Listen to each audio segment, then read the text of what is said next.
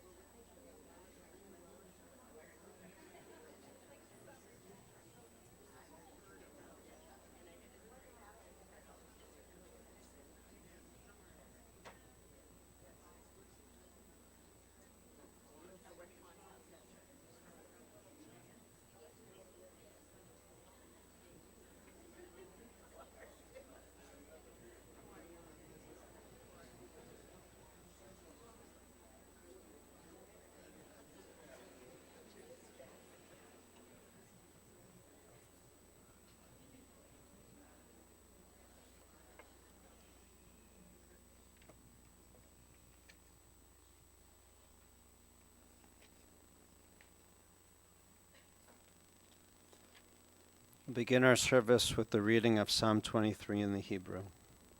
Mizmor LeDavid, Adonai ro'i lo echzar, binotesh hayar bitzeni, amim menachot yenahaleni.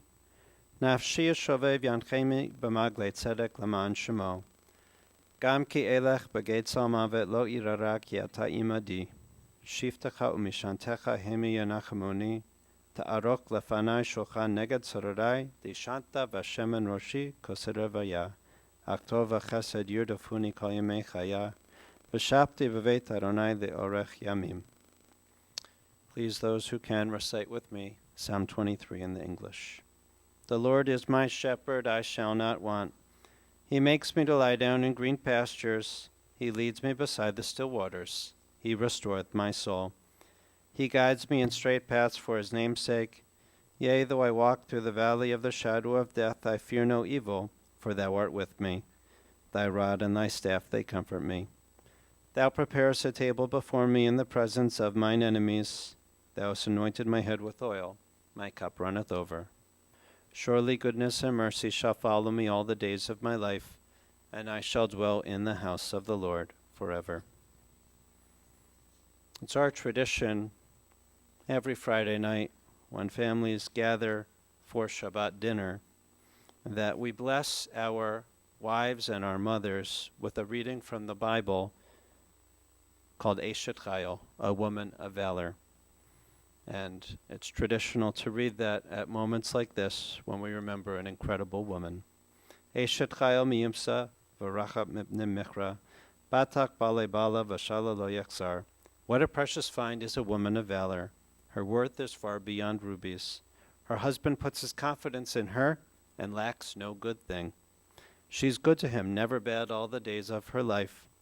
She opens her hand to the needy, extends her hand to the poor. She's clothed with strength and splendor. She looks to the future cheerfully. She opens her mouth with wisdom. Her tongue is guided by loving kindness. She oversees the activities of her household. She never eats the bread of idleness. Her children come forward and bless her. Her husband praises her, saying, "Many women have done superbly, but you surpass them all." Charm is deceitful and beauty vain, but a God-fearing woman is much to be praised. Extol her for the fruit of her hand, and wherever people gather, her deeds will speak her praise. We gather this morning on a very sad day to say goodbye to our beloved Evelyn Charna. But today is also a moment to celebrate an incredible life, a beautiful family that she, along with you, Myron, built, and the incredible legacy that she leaves behind. Today we remember with love Evelyn Charna, a loving daughter, a loving wife, a loving sister, mother, grandmother, aunt, and friend. The rabbis teach that the day of one's death should be more precious than the day of one's birth, and they compare our lives to that of a ship. You may have been on a cruise ship. I know Evelyn was. When it sets sail, there are often parades and banners and bands. It's a grand celebration when the ship leaves the port. Everyone gathers to wish it goodbye. But the rabbis say they question this practice. They say no one knows what that ship will encounter in the seas, what storms, what obstacles, what challenges. They don't know. Why should we be celebrating at this point, the rabbis say? The rabbis say it's time to celebrate when a ship comes home from a long journey, when it has returned to port. Oftentimes, I think those cruise ships come back and just the porters are waiting and the taxis to take you back home or to the next place. But the rabbis say it's at that point when the band should be playing, when there should be fanfare, when we should offer thanks for a wonderful, wonderful passage. And so the rabbis say that a day like today, when we gather to say goodbye, it is a time to celebrate all of the seas and the storms, all of the challenges that those in life overcame, and that they have returned home safely. And so we say that Evelyn has departed from this world at the age of 82. She has returned home with a good name and in peace. She's left behind many in mourning. Her beloved husband, Hugh Myron, of nearly 64 years, 63 years and 11 months. Her children, Michael and his partner, Sherry, Lynn, and her son-in-love, not just son-in-law, Hugh Stephen. The grandchildren, the diamonds in her crown, Lindsay and John, Jennifer, Bradley, Scotty, and Matthew. Evelyn now joins her parents of blessed memory, Jacob and Anna, her sisters, Esther and Shirley, brother Yossi, brother-in-law Eugene. She joins them all in their eternal home in heaven. At this point, the grandchildren have some very special tributes that they want to share about their grandmother, so we're going to ask for the grandchildren to come forward.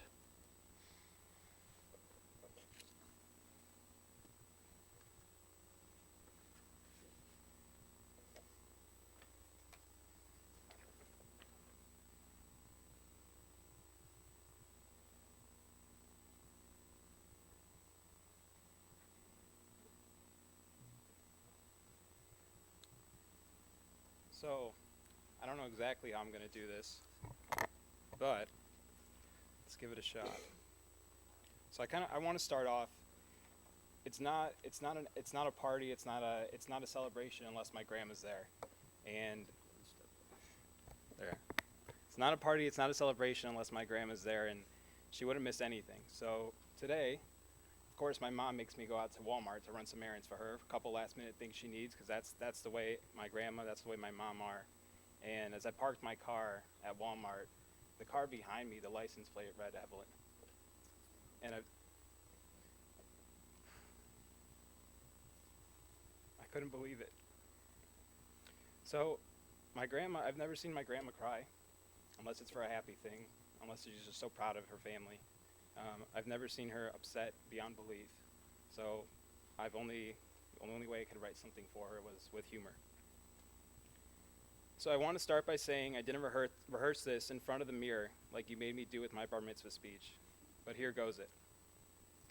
Everyone who has lost someone has a memory about where they were, what they were doing, who they were with, etc. That will be with them forever. I want to share with you my story about you. June 29th, sitting in a meeting at Amazon Indy 5 in Indianapolis, 9:07 a.m., phone call from Mom. Thinking in my mind, this is it. This is the call. Stepped out of the meeting to answer. Matthew, Grandma, yes, this is that call. This is the call I never wanted to have. Entered meeting again, grabbed my boss, told him I was leaving. Grandma, I was in a conference room in the back of the building, as far back as it goes, the total opposite direction of the parking lot where my car was parked. I had to walk through a 1,000,000-square-foot building to get out of this place. Do you know how long of a walk that is? If we would have done that walk together, we would have taken at least 2 rest breaks and maybe a lunch stop. Did I mention the 5-hour drive from Indianapolis to home? I am so blessed to have had you in my life, and you will always be a part of my life. You ask me so often, will you remember me when I am gone? And I still to this moment think how ridiculous of a question that is, so I want to share with you some of the highlights of our time together. Singer. You are my sunshine, Catalina Magdalena, how much is that doggy in the window, Old MacDonald. Walks through the metro parks to see the birds. Everyone had to find a large enough stick on the ground as a designated walking stick. Always watch for horse poop on the trail. Tower City with Uncle Joe. If at any point we were separated, Uncle Joe's cane would be high in the air, and that was what I was to look for to find you both. Chauffeur. After you realized that BMW two-door convertible wasn't going to work to chauffeur me and Scotty around, you finally got the Mercedes four-door, which is important to point out. You claim you never cared about what kind of car you had after that BMW. It was only Poppy that cared. Remember when you picked me and, let's say 7 friends up from the Solon movie theater and squeezed us all in the backseat of that Mercedes? We drove up Aurora Road, approached the red light, and there he was, the Solon police, in the next lane with a look of horror on his face. You just kept on trucking through as soon as that light turned green. Cop knew not to mess with you. I always complimented you, we will use compliment as the word of choice, on how slow you drove. I'll never forget I got a phone call from you one day laughing hysterically because you and Scotty were driving through the Metro Parks in Solon and you got pulled over for speeding. You told the Metro Parks police that your other grandson would be laughing because I always told you how slow you drove. And of course, you got out of that ticket. How about when we visited Sandy in Tampa and sat in the drive-thru of a Chick-fil-A on a Sunday trying to figure out why no one would take our order? Hobbyists. You collected Beanie Babies and stored them at my house. Maybe it was presented that we collected Beanie Babies, but you, Grandma, were the true collector. Purchaser. Whether it was the random man that sold little toys, gadgets, and shirts from inside of Tano's hair salon, or the souvenirs from your vacations and travels afar, I knew there were few times I would see you empty-handed. Wait, let's back up. You're cringing right now. I just said the random man that sold little toys. It's who. It's who sold little toys. I know it. Just wanted to see if you still got it. Secretary. You were the secretary. There was no changing that. Everything I ever wrote for something important you edited. And to this day, and I will never forget, that dogs get mad, people get angry. Taking me to work with you. Highlights. Going to the mailroom. Using the letter opener to open the mail. Stamping it. Saying it was received on whatever day. And lunch was always in the Case Western cafeteria where we would get Pizza Hut personal pan pizzas. When you randomly look at me and say, I remember when you were this tall, and now look at you. Watching you cut fruit. Once you retired from cooking, your go-to food to bring to every family gathering was fruit. You would cut the fruit following the repetition of, cut a piece for the bowl, cut a piece for your mouth. The endless lectures of telling me I need to make sure I have a good major in college and that it has to be marketable. I need to get a good job, etc. I would tone you out. You would call me a snot. Poppy would say, give it a rest, Evie. Well, Grandma, all I have to say to you is Amazon. Bridge. Telling me about your games of bridge and when this one played a trump and this one did something with her diamonds and you can't play a diamond with a spade. Hey, Grandma, still don't know what any of that means. Stock market. It's 2015 and you're still calling the stock market on the phone. Use the internet to interact with your portfolio? Nah, phone is best. Shouting on your phone. Balances, EMC. What is this lady doing? You told me you were going to call me when Amazon hit $600, and due to being sick, you missed that call, but I didn't. I called you from Phoenix. Grandma, the stock hit $600. Oh, and then we hit $700 recently. And then you would say the grandma thing to say, it's because you're running it. Well, not quite. The list is endless. Grandma, I know how much I lit up your life. I know how much we all lit up your life. You're one of the biggest sparks in mine. Our time together was priceless and indescribable to some extent. You are so much of the person I am today. And Grandma, I made it back. I made it back to Ohio after those 2 long years away in Phoenix. And today is the day that I'm supposed to be moving back. Your voice echoing in my head. What's wrong with Ohio? What do you need to be so far from the family for? The timing may not be right this time around, but there's always later until we meet again. I am fortunate enough to have been able to see you the last month. Every weekend when I came home from working in Indianapolis, You have been physically ill and tired, but all that mattered to me was being able to sit on the couch with you and hold your hand and watch you smile a little wider because you were with your Matthew. Your house is scattered with hidden letters and speeches I wrote throughout my childhood, certain ones you read on a daily basis just because of how much you love them. Years later, you randomly found letters I wrote to you hidden in shoeboxes or photo albums and called me to read them. I can't let you go without this one last letter. You are my sunshine, and I am your Matthew. I love you.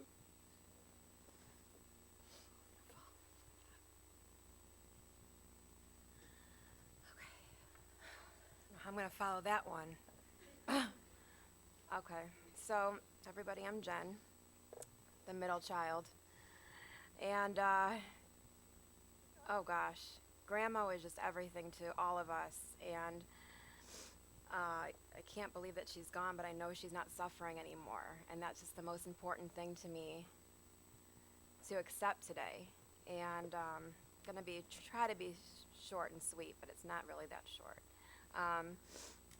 Grandma really never knew exactly how to communicate her frustrations with me, although she had many over the past 5 years. When Grandma got upset with me, she would sternly point her finger at me and say, "Jenny, you just don't give up. You just don't give up." It's just not, that's not in her vocabulary, those words. And Grandma wasn't one to give up either. When I was struggling, Grandma would routinely cut out job ads in the Plain Dealer. Even if it meant volunteering once a week, she was determined to get me out of bed.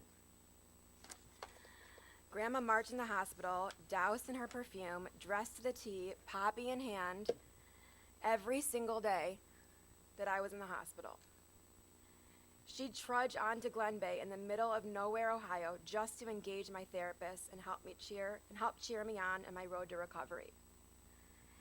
After Grandma broke her ribs just a few months ago, she had physical therapists come 2 days a week. On the first day, I had gotten her up and helped her move a whole 2 feet. From that day on, Grandma demanded that I be at her every appointment as her cheerleader to help her keep moving. She'd call me, the look on her face was priceless as she'd walk towards me saying, "If you could do it, Jenny, I could do it." I responded and said, "Grandma, you never gave up on me, and I will never give up on you." Every morning when we spoke on the phone, she'd say, "Is my cheerleader coming today?" As she would take steps to me throughout her session, she would say, "Jenny, are you looking? Are you looking?" She was so proud of the fact that she was making me proud, and the situation could finally be reversed. Grandma's last words to me in the hospital on Tuesday were, "Jenny, don't go, don't leave me." She said that to me several times throughout my visits with her in the past month. With this, I'd like to share a special story. My dad called me Wednesday morning to tell me that Grandma had passed.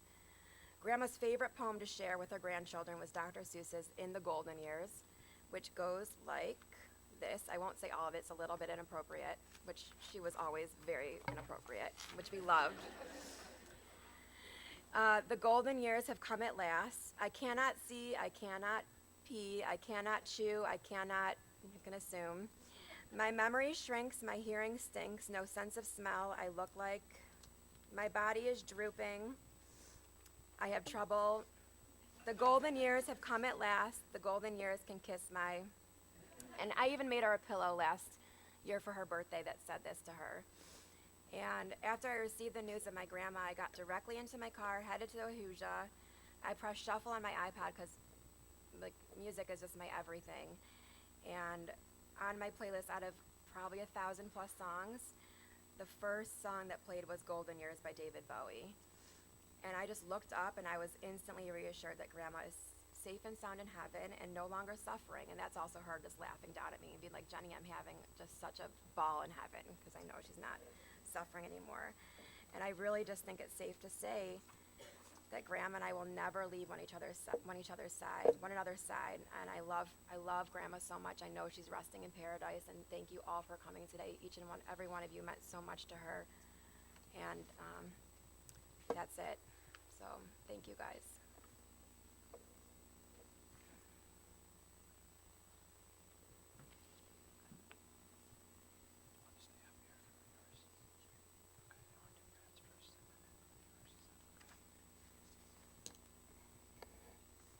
I'm now going to share the words that Brad wrote. Dear Grandma, thank you for being the amazing grandma that you were. The memories that we've had together are endless, from baking homemade cookies at the house on Bolingbrook to cruising with the top down in your Beamer singing 99 bottles of beer on the wall. Oh, and remember the walking sticks that we used to help get through the steep Metro Park hills? That's right. We just found nice walking sticks to hold out, but not actually use them. The memories don't stop. Trips to Chagrin Falls, Wednesday night dinners, nights at the racetrack, and on and on. You always showed a keen interest in my life, whether it was asking about my friends, academics, internships, or more recently my career. And I always enjoyed filling you in and making you a proud grandmother. I'm very thankful I've been able to come visit several times over the past couple of years, despite living across the country, most recently over Pesach. Although we didn't get to spend tons of time together, just seeing you made me happy. I will always remember you and forever cherish the memories we've had. No amount of time will make these memories fade away. I love you, Brad.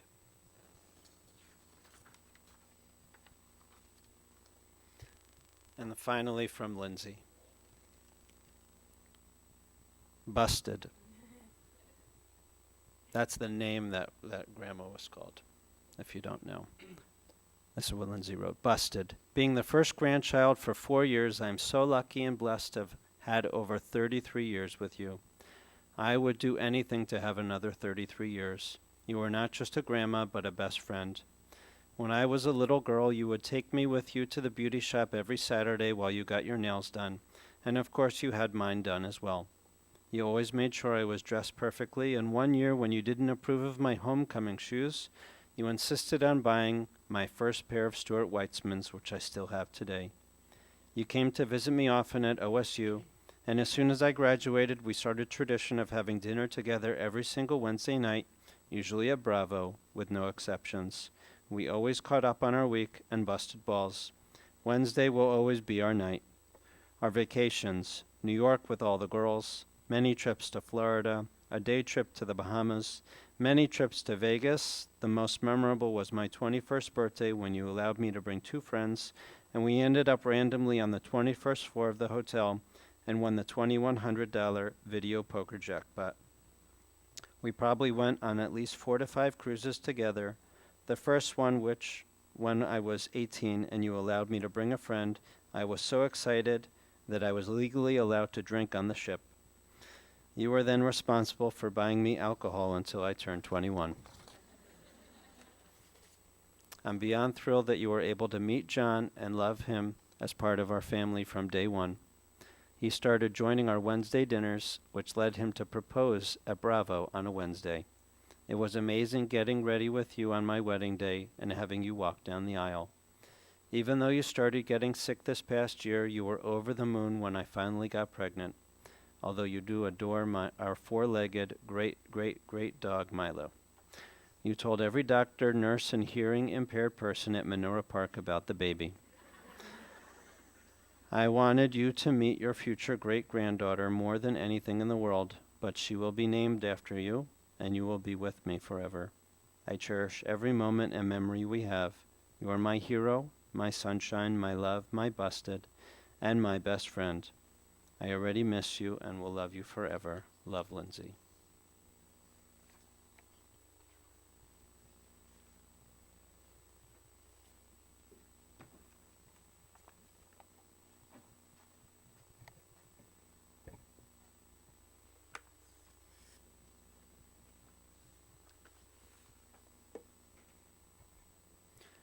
Sassy and spunky, Evelyn was a spirited grandmother, if you couldn't tell from all those beautiful tributes.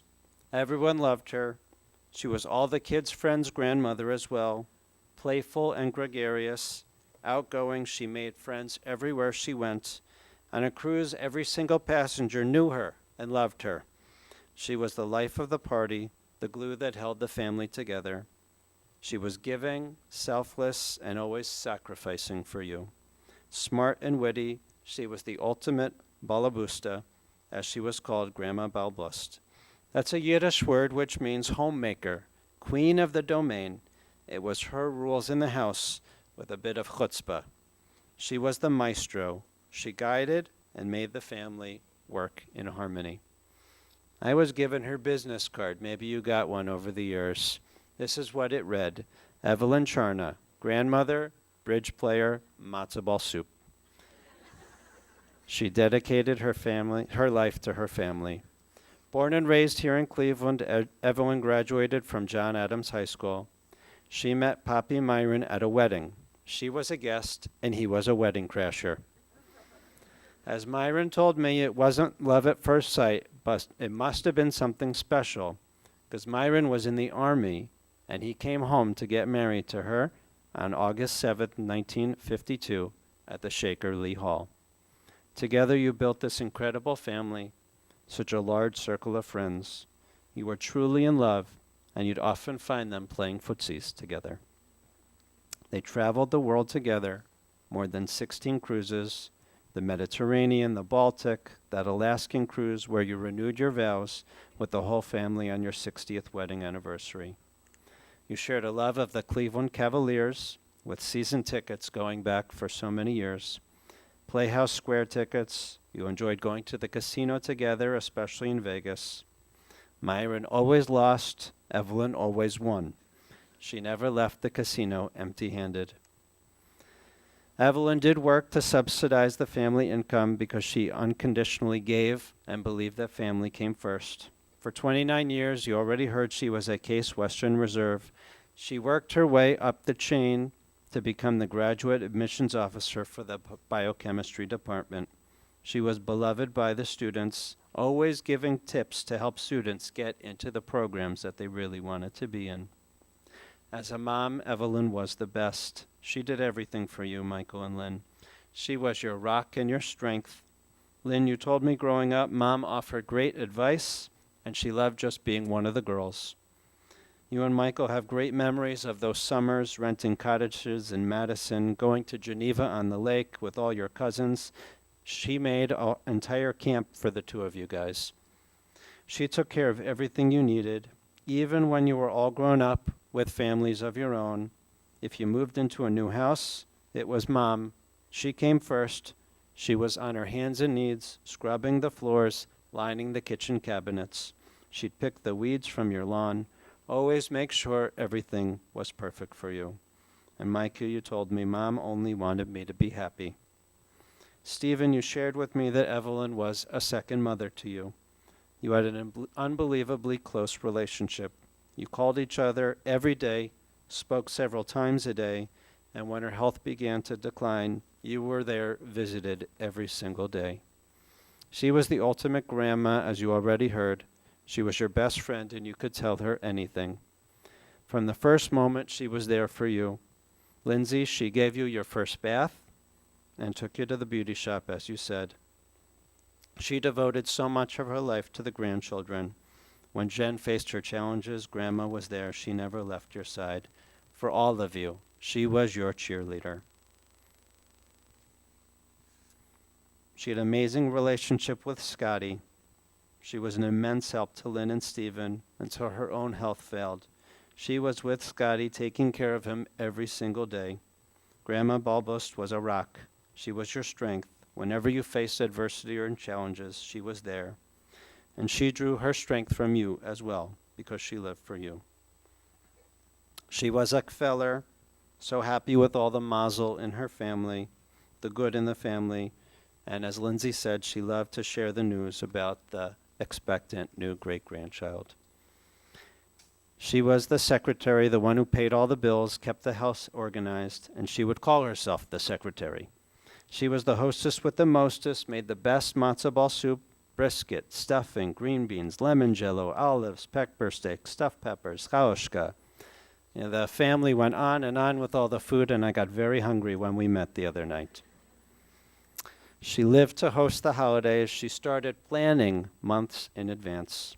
Always dressed to the nines, put together from head to toe, usually in one of her St. John suits. She was a life master bridge player, an avid Cleveland sports fan. She loved wine, a good martini, or a cosmopolitan. She loved to eat out. She even had a lifetime VIP discount at Bravo. She was filled with love and would often say, "I love, love, love," and she loved to sing. She loved celebrating. Cousin Fawn told me when her birthday month began, the first day of February, Evelyn would call and say, "Let's make a date to go out for your birthday." Every year for 20 years, you celebrated with Lynn and Evelyn. And I'm sure that so many of us in this room have similar stories as well about how Evelyn was a great friend. Myron, throughout your nearly 64 years together as husband and wife, you were so devoted to each other, a great team. And these past 6 months, Myron, you never left her side. You dressed her and fed her. In the hospital, she called out for you. She'd say, "Honey, Myron, please come here." You were her rock and her strength, surrounded by all the rest of the family. You all gave her so much these last few months. You made certain she was content, extremely well cared for with respect and love. You watched over her, made sure that she was still the secretary, the matriarch of the family. You gave her dignity and love. She knew that you loved her so much, and you should all know how much she loved you. We can now surely say that Evelyn is at peace, and she's suffering no more. We can rejoice in her good name, her love, her spirit. She's returned home in peace. Yehi zichrono baruch. May her name always be for a blessing, and we say, Amen. At this point, we'll rise for the memorial prayer.